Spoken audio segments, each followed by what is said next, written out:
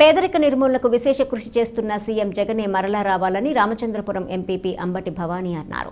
రామచంద్రపురం మండలం వెల్ల గ్రామ సచివాలయం వద్ద ఆంధ్ర రాష్ట్రానికి జగనే ఎందుకు కావాలంటే అనే అంశంపై సర్పంచ్ వీరబోయిన సూరిబాబు ఆధ్వర్యంలో కార్యక్రమం నిర్వహించారు. ఈ కార్యక్రమానికి ముఖ్య అతిథిగా ఎంపీపీ అంబటి భవానీ పాల్గొని గ్రామ వాలంటీర్లు గృహ సారథులకు దిశానిర్దేశం చేశారు. వాలంటీర్లు గృహ సారథులు వారికి కేటాయించిన ఇండ్లకు వెళ్లి సీఎం జగన్ పాలనలో ప్రతి కుటుంబానికి లక్షలాది రూపాయలు లబ్ధి చేకూరిందని వివరించాలని కోరారు.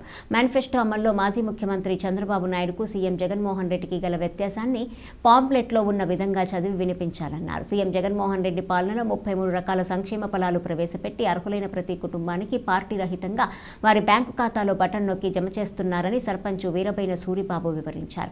అనంతరం వైఎస్ఆర్ కాంగ్రెస్ పార్టీ మాజీ సర్పంచ్ వట్టికూటి యేసుబాబు, తోట వీరభద్రము, పలివెల నాగరాజు, కాపవరం ఎంపీటీసీ రెడ్నం సతీషు, కార్యదర్శి రాయుడు మోహన్, అంగన్వాడీ కార్యకర్తలు, డ్వాక్రా యానిమేటర్లు తదితరులు పాల్గొన్నారు.